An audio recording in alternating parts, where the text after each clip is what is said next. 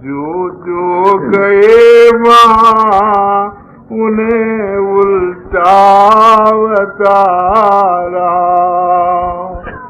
नाना कला दिखाए वही मोहता रहा, सबकी कमाई आप खड़ा खोसता रहा। क्या क्या कहूँ अनर्थ बहुत भांत कर रहा, बिना संत सतगुरु वो सभी को निगल रहा। आगे न कोई जाए किसी में भुला रहा, माया का झूला डाले सुनन को झूला रहा। द्वार के पार काहू को जाने न दे रहा, फिर भेद वहाँ के पार का सबही ढकारा। क्या शेष क्या महेश सभी हार कर रहा, बिना संत उसके पार कोई भी न जा रहा। तो भेद राधा स्वामी सभी को सुना रहा, जिस पर है मेरे उनकी वो प्रतीत लारा। समझ रहे हैं? ये शब्द है, मैं संसार के जीवों को इस काल और माया से निकालने के लिए आया हूं।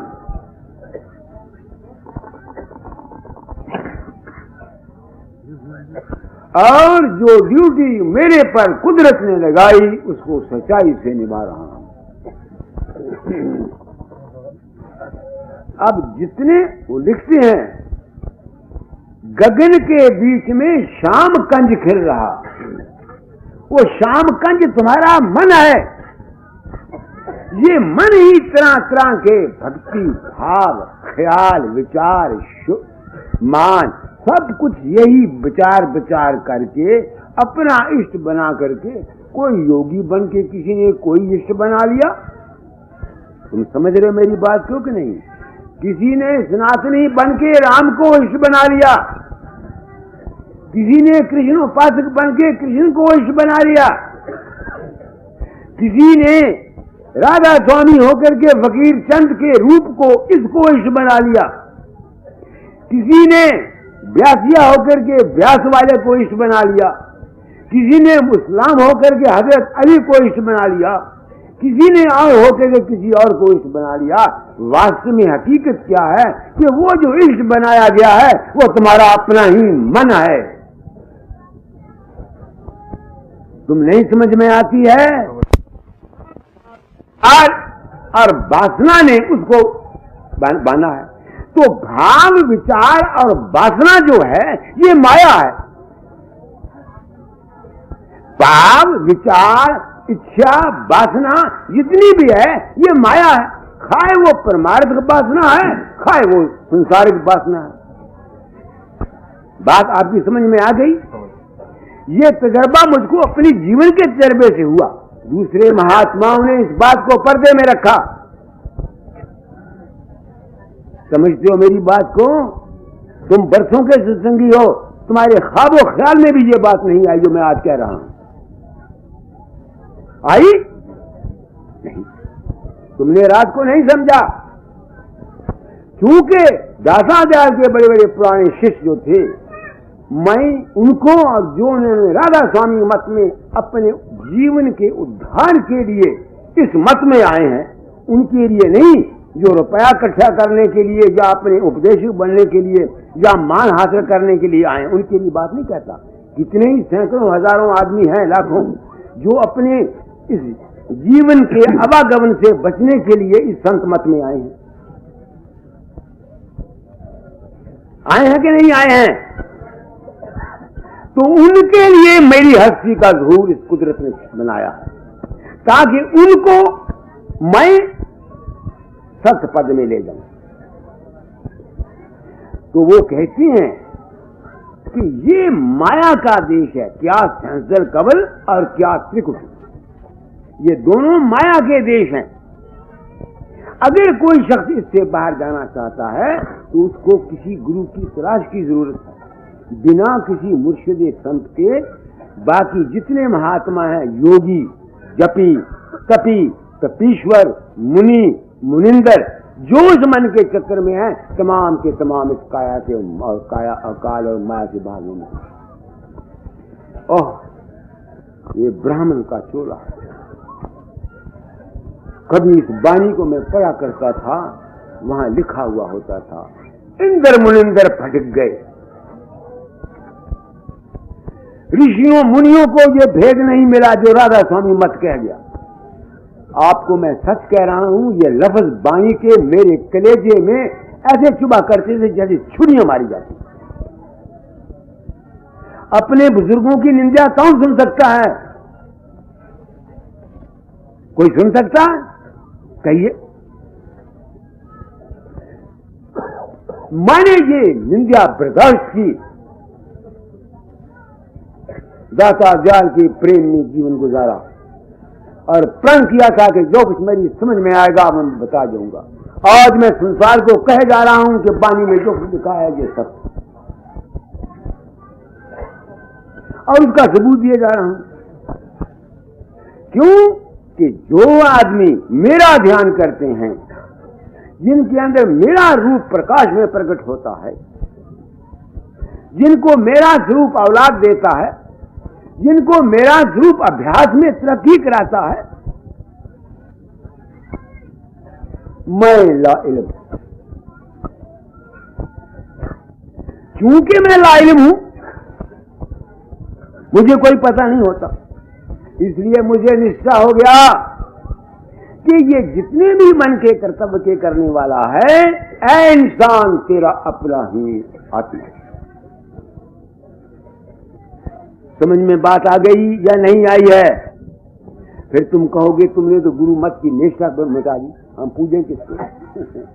राधा स्वामी मत कहता है पूरे गुरु को ढूंढ रे तेरे भले की कहूं, किसी कामिल पुरुष की संगत करो।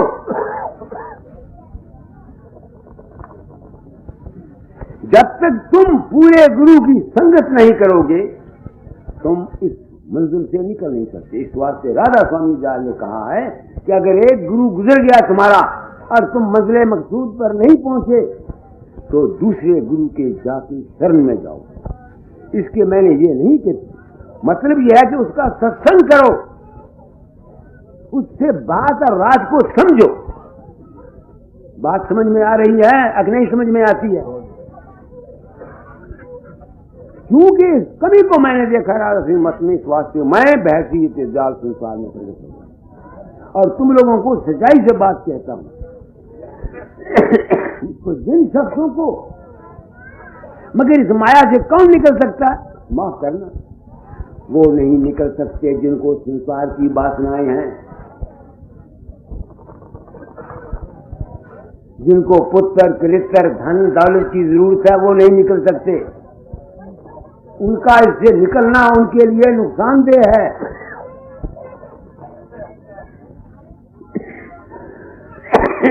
क्योंकि तुम्हारी शारीरिक और दुनियावी जिंदगी का देने वाला और उसकी मदद करने वाला तुम्हारा अपना ही मन है।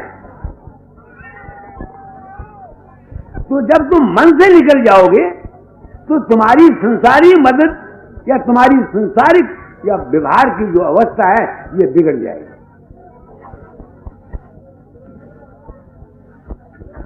लाख रुपए की बात कह रहा हूं, ये बिगड़ जाएगी। मैं आपको तजर्बा बता रहा हूं। राम प्रकाश बीए लाहौर वाला मेरे पास आया, मेरे से नाम लिया, मेरे आगे मत चल,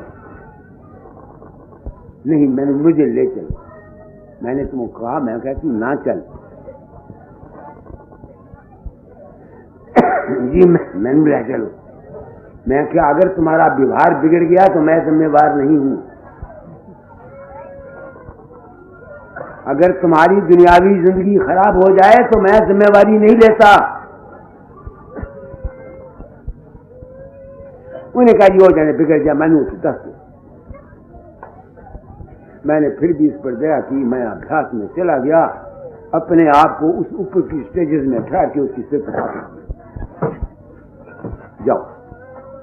5-6 महीने के अंदर वो इस ऊपर के लोगों में सुन महासुन के परे चला गया।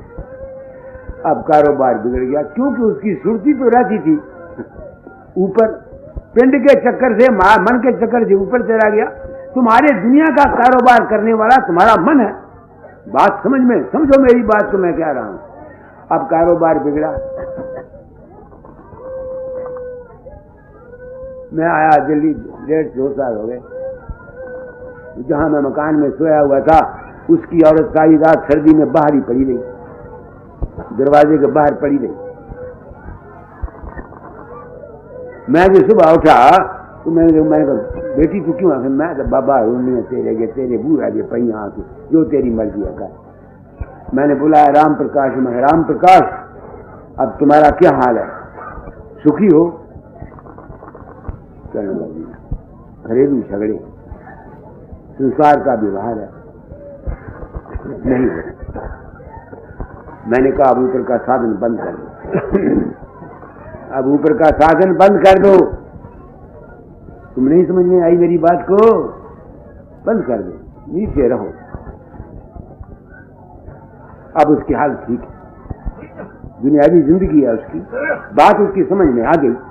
ज्यादा साधन ऊपर का करने की कोई जरूरत नहीं। संसार में रहते हुए संसार के कारोबार को तवज्जो दो। बात आपकी समझ में आ रही है? क्योंकि मैंने सारा समय मत को खोलना है, समझ जाओ, इस वास्ते मैं सच्चाई से काम ले रहा हूं। इसलिए मैं ये बराबर संसार को कह जाता हूं कि तुम मन के चक्कर से निकलने की अगर दुनिया की जरूरत है तो जल्दी कोशिश मत करो। मगर तुम हिंदू हो, राम को मानते हो, राम को मानो। राम को ना मानो। तुम कृष्ण को मानते हो, कृष्ण को मानो। तुम किसी गुरु को मानते हो, इससे मुझे कोई झगड़ा नहीं। मगर बात को समझकर कम से कम इतना तो खोपड़ी में बैठा लो कि वही मन की ताकत तुम्हारा राम है, और वही मन की ताकत दूसरे का कृष्ण है, और वही मन की ताकत दूसरे का हजरत मोहम्मद है, और वही मन की ताकत दूसरे का गुरु है। तो कम से कम इस सच्चाई से तुम्हारी जीवनों में नफरत और द्वेष और बुग़्ज़ तो नहीं आएगा। जो तुम मजहबों के नाम पर एक दूसरे से नफरत करते हो, ये हिंदू है, ये मुसला है, ये सिख है, ये ईसाई है, कम से कम एक ख्याल से पढ़े दोनों चले जाओ। बात दुर्गादास, तुम समझ रहे हो मेरी बात को क्या कह रहे हो? संत मत की तालीम के अधिकारी बहुत कम है। मैं अब भी तुमको कह जाता हूं, ये तलवार की धार है। तुम गृहस्थी हो दुनियादार। अगर मन के चक्कर से ऊपर जाओगे तुम्हारा संसारिक व्यवहार खत्म हो जाएगा। चंद्रकांता सुन रहा है, उसको भी कह रहा हूं, राज को समझ लो। तुम समझते हो कि नहीं? ये मन तुम्हारा साथी है, मन को अपने मीत बना लो। नहीं समझ में आती? इस वास्ते ये मार्ग संतों का है। अब मैं यहां तक तो मैंने बिल्कुल सफाई कर दी, कोई बाकी छोड़ी तो नहीं है। अब जो इसके आगे जो चलना चाहते हैं उनके लिए कहना चाहता हूं, मगर मेरी तबीयत ये चाहती है कि उसको मैं इस वक्त आम पब्लिक में न कहूं, क्योंकि इस वक्त सारे सत्संगी नहीं है। तुम समझते मेरी बात को? है आलिम रूहानी की खबर उस जगह से पढ़नी शुरू होती है। कोई दिन उस जगह की सैर करके फिर ऊपर चढ़ती है। चढ़ते चढ़ते करोड़ योजन ऊपर चढ़कर तीसरा पर्दा फोड़कर शून्य में पहुंची, कि जिसको फुकराओं ने आलिम लाहूत कहा है। उसकी तारीफ क्या कहूं? उस मुकाम पर रूहें बहुत विलास करती हैं। और रोशनी वहां की ऐसी है कि 12-12 हिस्सा ज्यादा रोशनी त्रिकुटी से मालूम पड़ती है। तालाबी जुलाली और हौदे कौसरी पर आज आबे हयात की हिंदी में उसको मान सरोवर कहते हैं, जा बजा मौजूद हैं और कितने ही गुलशन और चमन खिले हुए नजर पड़ते हैं। अक्सर रूहें बसूरती नाजनीना मुकामाती मुख्तलिफ पर रक्स कर रही हैं। वो गिज़ाहाए लतीफ अजबस सिरी व सुषुम्ना तरो ताजा तैयार है और नगमहा और तराना हर जानिब को हो रहे हैं। उस आनंद और सुरूर को रूह रसीदा जानती है, कहने में आ नहीं सकता। और हर एक जगह झिरने आबे हयात के जारी हैं, यानी अमी सरोवर भरे हैं, अमृत की धारा चल रही है। रौनक और ज़ेबाइश उस मुकाम की क्या कहूँ, हीरों के चबूतरे, पन्नों की क्यारियां, जवाहरात के पौधे लाल और चुनिया जड़े हुए नमूदार हो रहे हैं। मछलियां मुरस्सा उन तालाबों में पैर रही हैं, दम दम पर झलक दिखाती हैं, पल पल पर चमक उनकी दिल को पकड़ती है। आगे उनके अनंत शीश महल बने हुए हैं और रूहें अपने अपने कामों पर मुवाफिक हुक्म मालिक अपने के मुकीम है और कैफियत और विलास नए नए परस्पर देखती हैं और दिखाती हैं। ऐ संसार वालों, मैं अल्फिया आपको ये यकीन दिलाता हूँ कि मैं इस राधा स्वामी मत की बानी की ताईद बिल्कुल झूठे तरीके से नहीं करूंगा।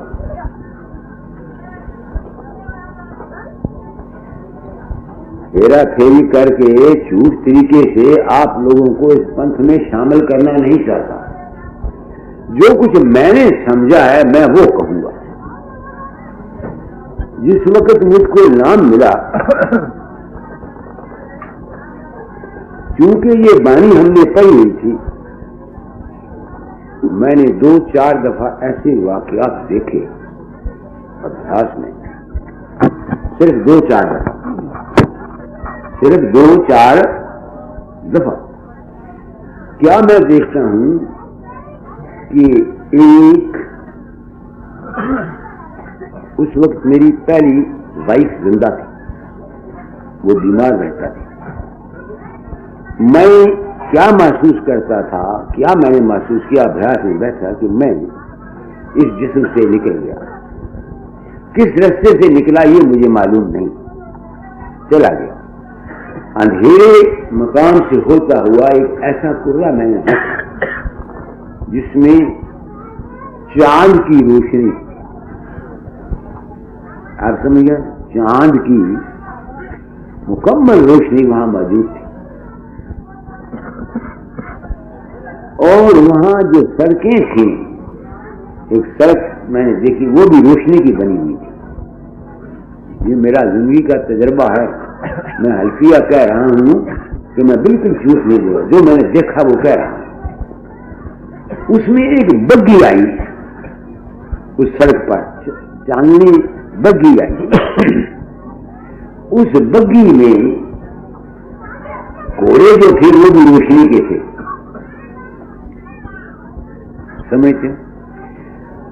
कोचवान उस पर कोई नहीं था, बल्कि मैंने वहां सिर्फ हजूर मौला मुकद्दस राय साहब, राय सालिग्राम साहब की शक्ल देखी, जो कि बाजार से खुद मुनव्वर थी। समझ रहे हैं मेरी बात को? तो जब मैं सड़क के किनारे पड़ा हुआ था, खड़ा हुआ था, तो वो बग्गी आई। जब मेरे सामने आई तो उस बुजुर्ग सफेद रीश ने, जिनको उस वक्त मैं हजूर मौला मुकद्दस समझता था, बग्गी को रोका। मुझे कहते आओ मेरे साथ। मैं उनके साथ उस बग्गी पर 4 सीटें थी, एक सीट पर वो बैठ गए, सामने को मैं बैठ। फिर वो रथ वहां से चला। मुझे ये मालूम हुआ कि अंधेरा ही अंधेरा ही अंधेरा ही अंधेरा आगे आ गया। जब मैं वहां पहुंचा तो मेरे दिल में ख्याल आया, ओहो, मैं तो शीर को छोड़ के जा रहा हूं, मेरी औरत को गंभीर था पांव में, अगर बारिश आएगी या कोई काम होगा तो उस बेचारी का क्या हाल होगा। समझते मेरी बात कर, क्योंकि वो लंगड़ी थी। तो इस ख्याल के आने से मैं अभ्यास में मुझे ये मालूम हुआ कि मेरा जिस्म पीड़ा गया है, जिस तरह कोने में कोई चीज दर्द। समझिए, इस किस्म के 1-2 वाकयात मैंने और भी देखे। समझ गए। मछलियां उस, क्योंकि तालाब का ख्याल हमें मिला हुआ था पानी का, सागर में हमने पानी भी देखा, उसमें मछलियां भी तैरती हमने देखी। मगर ऐ संसार वालों, मैं कुछ कहना चाहता हूं।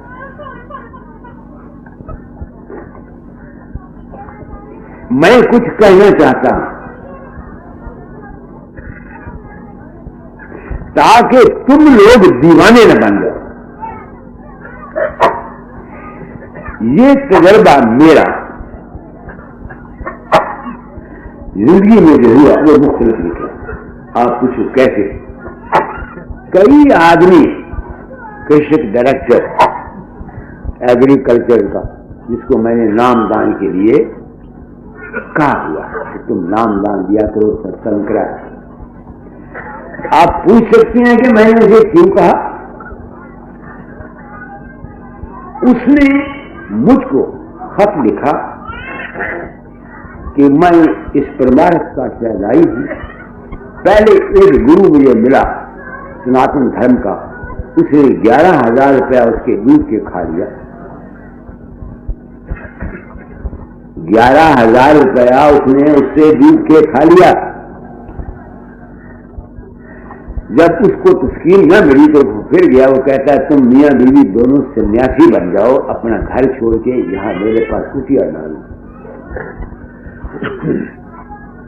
समझ रहे हैं। उसकी औरत ने कहा भाई हम सन्यासी नहीं बनते, क्योंकि मेरे इसमें खैरात पड़े। उसने मुझको लिखा, मैंने उसको लिखा भाई मैंने दादा ब्यास से राधा स्वामी नाम दिया है, तुम भाई जी से या आगे से या ब्यास से जहां से भी नाम ले लो, मगर एक बात मैं कहना चाहता हूं कि तुम मेरे ख्यालात को पढ़ा करो। 3 साल के अरसे में उसने मुझे 6 खत लिखे, खास खास बातें दराज करने के लिए। जब उसके अंदर यहां बीन बजने लगी इस खोपड़ी में, बाकी दर्जे वो सारे गुजर गया, जब बीन बजने लगी तो उससे न रहा गया, तो वो 9 शेर लेके मेरे पास होशियारपुर आया। उसने डायरी रखी हुई थी, उसने डायरी रखी हुई थी अपनी कि पुराने दिन क्या देखा, पुराने दिन क्या हुआ क्या हुआ क्या हुआ क्या हुआ। वो कहता रहा कि बाबा जी मैं जब आपका ध्यान करता था तो आपकी तरफ से मुझको रेडिएशन आती थी, धारें आती थी, और वो उसको उसके अंदर में गायब करती। समझ रहे। ऐ संसार वालों, मजहबी और पंथक दुनिया के गुरु और महात्मा, मैं जो कुछ बयान दे रहा हूं ये सच्चाई पर है। मैं हल्फिया बयान देता हूं कि जिस वक्त वो मेरा ध्यान करता था मुझे कोई इल्म नहीं होता।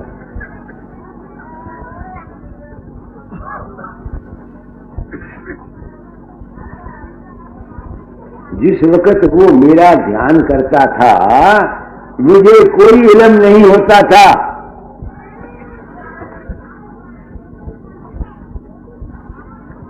अब नतीजे पर दुनिया पहुंची। मैंने उसको नामदान किस वास्ते कहा, क्योंकि वो डायरेक्टर था। मैंने सोचा ये गरीब भोले भाले जीवों को लूटेगा नहीं, ये उनके गाढ़े कमाइयों को हजम नहीं करेगा, और इस काम के करने से उसको ज्ञान हो जाएगा कि असलियत हकीकत क्या है। समझ रहे हो? यहाँ बड़े बड़े पुराने कुबेरनाथ सुन रहे हो? कुबेरनाथ यहाँ नहीं है? नहीं है। चलो, आए थे सत्संग में और सिर मनाते फिरते हैं बाहर। क्या फायदा तुम लोगों को आने का अगर तुम सत्संग ही नहीं करने के वक्त तुम नहीं आते। बात मेरी को सोचो, मैं क्या कह रहा हूं। मैं संसार में एक विलक्षण हस्ती पैदा हुआ हूं। एक औरत है जिसको मैंने स्त्री का गुरु बना दिया है, और वो नामदान देती है और सत्संग कराती है। वो सनातन धर्म की थी, बहुत जगह गई, कहीं से उसकी नहीं हुई, तो मैं सत्संग करा रहा था। तो मैं मस्ती में आया, मैंने कहा किसी ने मांगना है मांगे। वो औरत उठ के कहती है बाबा जी मुझे नामदान दे दो। मैंने कहा बेटी मैंने नामदान कभी किसी को नहीं दिया, तू नामदान मांगती है, जाओ राधा स्वामी नाम तो मेरा ध्यान किया करो। उसने 3 साल के अरसे में ये सारी स्टेज सारी की सारी पास कर ली। कभी कभी वो मिलती अपने अभ्यास का हाल बताया करती, नहीं समझ में आती। और मैं है संसार वालों, इस 4 रोजा जिंदगी में गलत मान और झूठी प्रतिष्ठा नहीं देता, और मैं हल्फिया बयान देता हूं तो मुझे कोई पता नहीं कि वो किस वक्त मेरा ध्यान रखता। समझ रहे हो मेरी बात को जलानंद? बात बनाई जग ठगियो और मन पर बो दियो ना, कहीं कभी ये मन ले गया 1,84 माह। अच्छा, एक शख्स इलाहाबाद में जब मैं पिछले साल धाम से वापस आया तो बैठा, स्टेशन पर बैठा हुआ था। भाई जी तो रह गए पीछे, मैं पहले चला आया। उसका नाम मैं भूल गया, सरदार था। वो आया, उसने स्टेशन पर आते ही मुझे जप्फी डाली और मुंह ले आया, भार ले आया, मेरे मुंह में डालने लगा। उसने अपना एक वाक्य सुनाया कि महाराज मैं उनको पहचानी, तुम कौन हो? वो कहता मैं हजारी सिंह। मैं आखिर आपको नहीं पता? नहीं, मैं तो पहले पर आपसे नाम लिया था ना। फिर मैं आपका ध्यान करता हूं तो क्या होता है? कहने के एक प्रकाश का बड़ा भारा कुर्रा है, उसमें पद्म रहता, पद्म का फूल है, उसके ऊपर आप बैठे रहते हैं, लाखों करोड़ों आदमी से आपके इर्द गिर्द फिरते रहते हैं, आप भाषण देते रहते हैं। मैं एक सच्चाई पसंद इंसान के अल्फिया बयान देता हूं, मुझे पता नहीं। फिर उसने बोला जी आज 2 बजे सुबह रात को आपने मुझे आकर बिस्तर से जगाया। मुझे कहता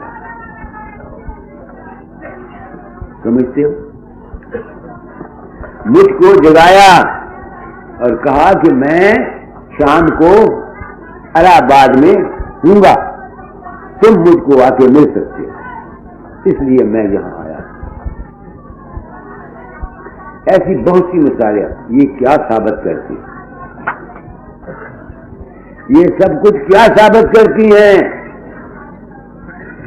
कि ये जितना खेल है ऐ इंसान तेरे अपने ही मन का, तेरा मन ही। दाता की एक गजल है,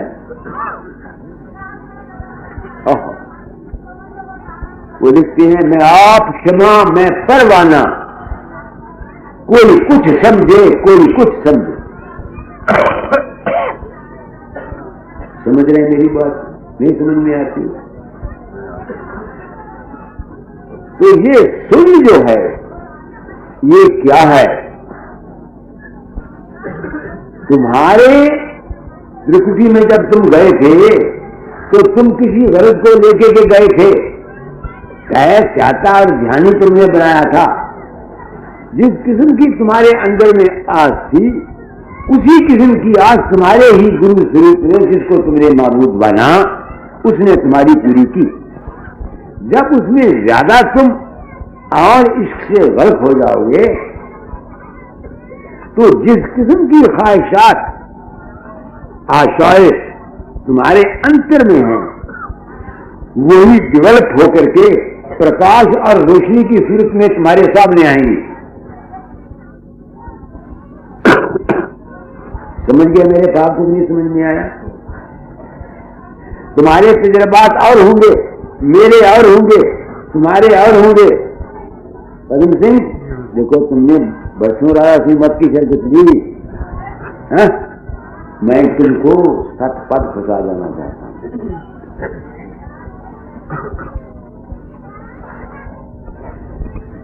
किसी महात्मा ने ऐसी बातें नहीं कही।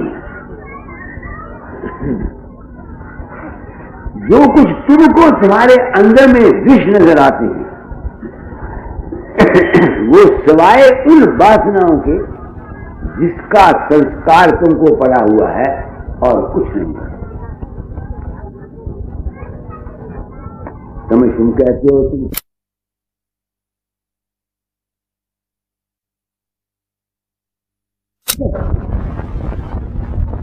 मैंने किया शादी किया, मगर वो बेचारा प्रेमी था, उसने कहा हमारा कोई बात नहीं। आखिर पार्टीशन के बाद कुछ दिनों के बाद उसका साला जा रहा था और उसने उसको बोला बाबा कुछ नहीं, मेरा मकान ही देखना मिट्टी के साथ लेकर के। उसका मिट्टी वाले गए इनके साथ और जरा मुसलमान आबाद थे, उसका मकान खुला, वैसे ही दरवाजा खुला पड़ा था। अब सब सामान उसके अंदर, कोई चीज नुकसान नहीं हुई। वो सारे का सारा सामान उठा करके उसके लिए। तो ये मेरा तजर्बा है, इसलिए वक्त नाजुक है। मैं ये बात एस्ट्रोलॉजी के हिसाब से नहीं कह रहा, विद रीजन कह रहा हूं। हमारे नेहरू कहा करते हैं कि रीजन से बात करो, मैं रीजन से बात कर रहा हूं। मैं लॉजिकली रीजन से बात कर रहा हूं कि thought has got a power. जैसा ख्याल वैसा हाल, जैसी मति वैसी गति, जैसी करनी वैसी भरनी। समझ गए मेरी बात को? इसलिए मैं उन आदमियों को, अब पॉलिटिकल फील्ड को तो मैं बदल नहीं सकता। इस कारखाने में तोती की आवाज को कौन सुनता है? कौन सुनता है? मगर संसार को कह जा रहा हूं कि तुम इंसान बनो। नफरत, द्वेष, बुग़्ज़, हसद, कीने के ख्यालात को छोड़ो। पावर पॉलिटिक्स में तुम लोग मत आओ। इंसान होकर के जियो, दूसरों का भला चाहो, नफरत द्वेष को त्यागो। वोटिंग का भी अगर टाइम आए तो मैं तो कहूंगा कि जो इंसानियत वाले हैं वो वोटिंग देने से ही इनकार कर जाएं।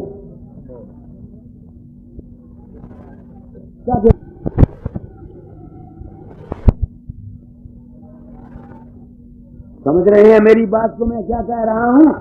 तो उस मिसाल से जो मैंने आपको दी है, मुझे ये कामिल यकीन है कि जो आदमी ऐसा करेंगे, इस आने वाले जो भविष्य में जो ये शास्त्र और ज्योति हमें डराते हैं, कारकंटक कूट जोग आ रहा है, इसमें से ऐसे आदमी जो इस लाइन पर चलने वाले हैं, मुझे यकीन है, दावा तो मैं करता नहीं, जिंदगी का तजर्बे की बिना पर कहता हूं कि 100% नहीं तो 75% वो बच जाएंगे। समझ गए मेरे भाव को? तो मैं आपको संसद कमल का एक बयान कर रहा था। संसद कमल क्या है? वो कुर्रा है जिस कुर्रे से किरणें निकलकर इस भूमंडल को बनाती। सूर्य, चांद, सितारे जितनी हैं ये सब उस कुर्रे से बने हुए हैं और उनकी रचना से हम इस दुनिया में कायम हैं। हमारे असरात वहां जाती हैं और उनके असरात हम पर आते हैं। तो इस खुदा, इस परमात्मा, इस करतार, कौन करतार? जो इस अस्थूल रचना को बनाता वो है, वो है, इनकार नहीं है। लोग कहते खुदा नहीं है, क्यों नहीं है? मैं आपको बता रहा हूं, इस जमीन का खुदा ये सूरज है जो बनाता है इसको, चांद सूरज सितारे हैं, और इनका खुदा कोई और बड़ी चीज है जो जिससे किरणें निकल निकल करके इस भूमंडल को रचती हैं। अब ग्रॉस मैटर, स्थूल प्रकृति का जो पैदा करने वाली एक महान कुर्रा है, सूरज है, उसकी लंबाई है, उसकी चौड़ाई है। आप हैरान होंगे उसकी लंबाई चौड़ाई। मैं कहता हूं है क्यों नहीं? जमीन का कुदर कितना है, इसका रकबा देखो, पानी से 3 गुना ज्यादा है, उसका रकबा हिसाब लगाओ। हवा से कितनी ज्यादा, उसका हिसाब लगाओ। अग्नि कितनी, उसका हिसाब लगाओ। आकाश कितना, उसका हिसाब लगाओ। तो जिस दूर से ये सारे इतनी लंबी चौड़ी तमाम बनती है, उसका रकबा कितना होगा, अंदाजा लगाओ। गलत है? गलत नहीं ना, इस वास्ते वो खुदा है, वो मालिक। इस असली खुदा तो और है, वो तो कहीं बस उसको बयान करूंगा। वो और बड़ा खुदा है जो इस अस्थूल प्रकृति के भी पैदा करने वाला है। समझ गए मेरे भाव को? नहीं, ये है संतों फकीरों का मतलब। इस हिदायत नामे में ये बात आई है। समझ गए मेरे भाव को? नहीं समझ में आई है? तो ये जितना भी भूमंडल है, इसमें हम एक दूसरे के सत्य हैं। वो एक लॉ है। जो आदमी गुरु प्राण होकर अपना जीवन गुजारा करते हैं, वो इस अस्थूल मंडल में रहते हुए अपनी जीवन यात्रा को सफल कर सकते हैं। इस वास्ते हमारे ऋषियों ने गुरु का दर्जा ईश्वर और परमेश्वर से बड़ा रखा है, जिसकी बदौलत हमको इस दुनिया में जीना आता है और हम अपनी जिंदगी के राज को खुशी से गुजार सकते हैं। बात आपकी समझ में आ गई? अब नहीं आई है? कोई बात ऐसी नहीं मैंने छोड़ी जिसको, जो कि आपकी एक मामूली से मामूली जहानत वाला इंसान भी मेरी बात को बखूबी समझ सकता है। वो अमल करे या ना करे ये एक दूसरी बात, उसका मैं ठेकेदार नहीं हूं, समझाने का मैं ठेकेदार हूं, अगर कॉमन सेंस तुम रखते हो तो। इसलिए राधा स्वामी मत, ऋषियों का मत, हमारे वेद मार्ग में मुर्शिद का दर्जा गुरुर ब्रह्मा, गुरुर विष्णु, गुरुर महेश्वरम, गुरुर साक्षात पार ब्रह्म तस्मै श्री गुरुवे नमः। क्यों? कि उसकी बदौलत हमको जीने का राज मिलता है, तेज मिलता है, ये सब कुछ मिलता है। खुदा खुदा करने से तुम्हारा बेड़ा पार नहीं होगा। गुरु की बात को समझकर अमल करने से खुदा तुम्हारी मदद करेगा। मुर्शिद की दया से वो परमात्मा जो है वो तुम्हारा सहायक हो जाएगा और तुम्हारे जीवन की यात्रा को सुख से गुजारेगा। अब वो है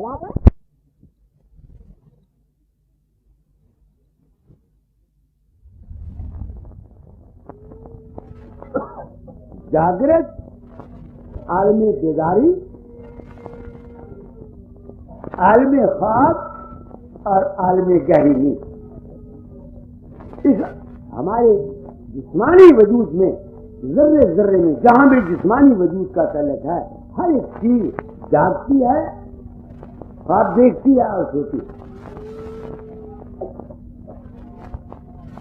बात समझ में आ गई कि नहीं? ये है 3 लोग इस जिस्म के। हमारे हिंदू शास्त्रों में हुक्म है इन तीनों स्टेज से आगे जाओ।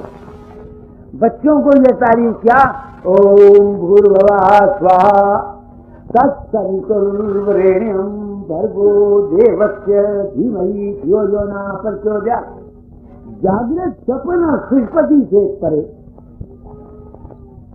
जो सावित्री रूपी तुम्हारे प्रकाश है उसके दर्शन करो, वो तुम्हारी बुद्धि का प्रेरक होगा। ये यत्री मंत्र का अर्थ। तो वो जो सावित्री रूपी वो क्या है, वो हंसदल कमल है। जितने भी हमारे ऋषि मुनि गुजरे उन्होंने अपने आप को इस हंसदल कमल में इकट्ठा किया, इस ज्योति के मुकाम पर अपने आप को कंसंट्रेट किया, क्योंकि वो गुरु परायण थे। इसलिए यहां इकट्ठा करने से, उनकी विल पावर बढ़ने से उन्होंने अपने खानदान, अपना कुल, अपने जीवन को बेहतर बना लिया। नहीं आपकी बात समझ में आई है? हिंदुओं में जब गायत्री मंत्र का उपदेश देते हैं तो खास खास आदमियों को खास खास जहां मंत्र देते हैं वहां खास खास हदायतें किया करते हैं, नसीहतें किया करते हैं। जब मुझको जनेऊ डाला गया था तो मेरा जो कुल गुरु था उसने ये मंत्र देते हुए मुझे खास हदायतें की थी। कुछ 1-2 याद हैं। रात को दरख्त नहीं काटना, तुम समझते मतलब नहीं, ऐसे वैसी को है, वो तो मुझे भूल गई। जब मैंने दाता दयाल से नाम लिया तो जहां उन्होंने मुझे नाम दिया उन्होंने मुझे 4 हदायतें दी। सुनो, गुरु दक्षिणा जिस वक्त मैंने ली मुझको 4 हदायतें थी और मैं उस हदायतों पर 100% नहीं चल सका। मुंह काला करके कहता हूं, मगर मैंने 80-85% कोशिश की चलने। वो क्या हदायतें थी? पहली बात उन्होंने कहा, ऐ फकीर, किसी के प्राइवेट हालात को मत ग्रास करो। अगर तुमको इल्म हो जाए तो किसी को बयान मत करो।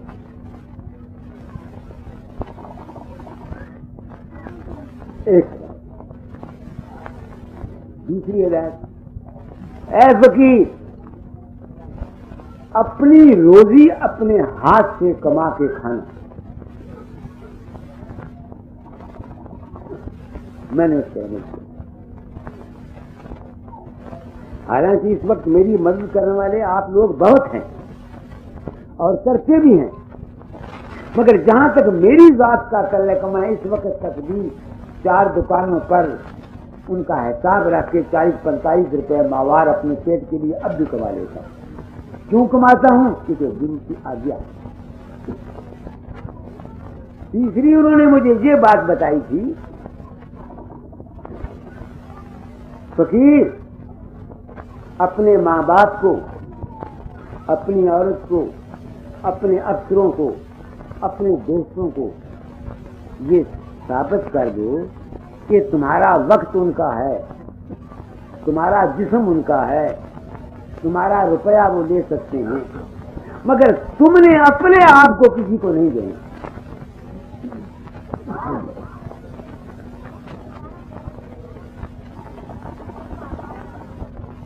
चौथी बात ये कही थी कि अपने मजहबी अकायद को जब तक कोई 1000 दफा तुमसे आके सवाल ना करे उसको बताना नहीं।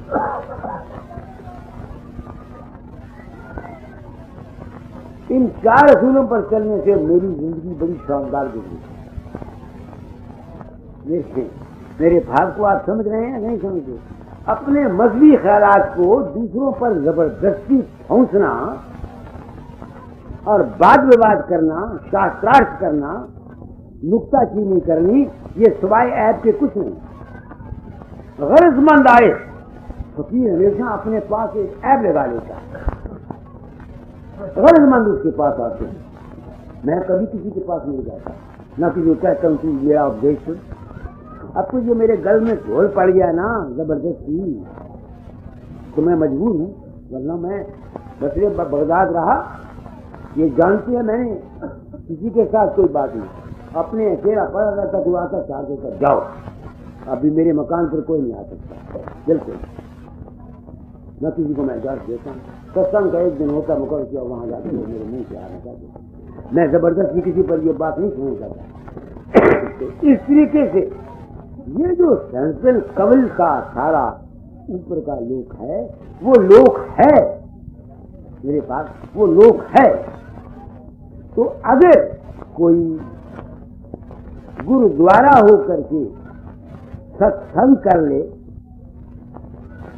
और राज को समझ ले, तो वो आदमी इस दुनिया में रहता हुआ उन असरात से जो इस संसार कवल के हमारे जिस्म पर पड़ते हैं निकल सकता है, क्योंकि उसको सत्संग मिला हुआ होता है। वो इस ख्याल की दुनिया में आता ही नहीं, न किसी का बुरा सोचता है और न किसी का भला चाहता है। आप समझ, क्योंकि उसको राह का पता लग गया ना, वो अपने मतलब की बात निकाल लेता, जितना तक उसका कर लेता, बाकी वो इस दुनिया से ऊंचा जाता है। तो जिस वक्त वो ऊंचा जाना चाहता है, ऊंचा जाना चाहता है, उसके आगे से स्वामी जी रास्ता बताते हैं क्या है। चलो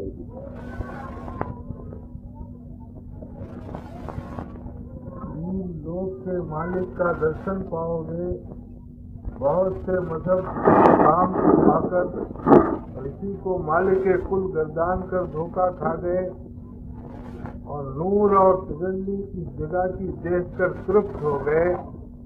आगे चलने का रास्ता बंद हो गया, मुर्शिद आगे का उनको न मिला, जो मुर्शिद मिलता तो आगे का रास्ता खुलता। अच्छा, अब सवाल ये है कि आगे वो क्यों नहीं? दुनिया जितनी है इनकी नजर में सवाए इस दुनिया के आगे कुछ नहीं है। उन्होंने यही समझ के कि ये दुनिया है, जो पैदा होती है, जमती है और मर जाती है। हमारे वजूद जो हैं ये पैदा होते हैं, जमते हैं और मर जाते हैं, उनकी दृष्टि यहीं तक मौजूद रहती है। आगे की उनको तलाश उन्होंने की नहीं, यही वो सेटिस्फाई हो गए। देखो ना, कई मजहब है वो कहते हैं इंसान जिंदगी क्या है, eat drink and B Mary, खाओ पियो और मौज करो। जब वो समझते हैं रब है, दुनिया पैदा करदा पैदा करके उन्होंने मार डाला। तो जो मुतलाशी होते हैं वो उससे आगे चलते हैं। आप मेरे बात को समझ गए ना? आगे करके जब इंसान सत्संग करके जब इन मंजिलों से इस मंजिल का पार करने के मंजिल का उनको पार करना क्या है, बिल्कुल आसान। सत्संग तुमने कर लिया, बात तुम्हारी समझ में आ गई कि संजल कमल क्या है, यही है ना। तो अब जब तुम बैठते हो अकेले, बजाय इसके कि तुम हर वक्त इस मन के ख्यालों में ही उलझे रहो, ये सोचते रहो, वो सोचते रहो, वो सोचते रहो, वो सोचते रहो, घर का काम करो, वो करो, वो करो, वो करो, वो करो, वो इसी में अपने ख्यालात की वासना के अंदर ही चक्कर लगाते रहो, तो तुम संसदता से बाहर नहीं जा सकते। जितने अभ्यासी हैं जो अपने अंदर में बैठते हैं, दुनिया के ख्यालात ऐसे वैसे करते रहते हैं, वो पार नहीं जा सकते। तो सत्संग के करने से आदमी को समझ आ जाती है। जो जिस बात का तजर्बा इंसान ने वर्षों खुद साधन कर करके करना है, वो सत्संग में थोड़े ही अरसा में उसको राज मिल जाता है। 100 वर्ष की इबादत से 2.5 कड़ी का सत्संग मस्जिद फुकरा में बेहतर गिना जाता है। वो इसी वास्ते गिना जाता है कि वो लाभ बता करके उन मंजिलों से बिल्कुल आसान तरीके से गुजार देते। कलयुग में यही महिमा है, कलयुग में यही महिमा है। कलयुग में हर एक काम जल्दी होता है, हर एक काम जल्दी होता है। आगे जाने में कितनी तकलीफ होती थी, अब यहां से हवाई जहाज चलो दूसरे दिन वरायत पहुंच जाओ। बात करने में, चिट्ठी लिखने में, घोड़े दुलाने में कितना वक्त लगता था, अब वायरलेस में एक ही बात बोलो तो विराट में फौरन खबर चली जाती है। तो जहां ये काम सारे जल्दी होते हैं वहां ये परमार्थ और हकीकत और हक की तलाश का जो नतीजा है ये भी बहुत ही जल्दी होता है। इसमें भी कोई ज्यादा मेहनत करने की कोई जरूरत नहीं है, मगर किन के लिए? जिनको जरूरत है। अब जिसने विलायत में जाना ही ना हो उसके लिए हवाई जहाज पड़ा रहे, उसे क्या? उसे तो कोई जरूरत नहीं, मामा वो 10 मिनट में ले जाए, वो तो गांव में रहते हैं, उनको क्या जरूरत है? मगर जो जाना चाहते हैं, इसलिए जो आदमी इस परमार्थ का मुझ चाहता है उनके लिए इस कलयुग में संतों का जरूर हुआ। वो कहते हैं अरे बाबा, इसलिए पिछले जमाने में ऋषि 100 साल 200 साल 600 साल तपस्या करते करते मर गए, कलयुग में बिल्कुल आसान काम। हमारे शास्त्र कहते हैं कि कलयुग में इंसानी चोला लेने के लिए देवता तरसते हैं, क्योंकि यहाँ हर एक काम जल्दी हो जाता है, कोई देरी की बात नहीं। बात आपकी समझ में आ गई या कि नहीं आई है? आज का सत्संग यहीं तक खत्म करता हूँ। मैंने 5 दिन में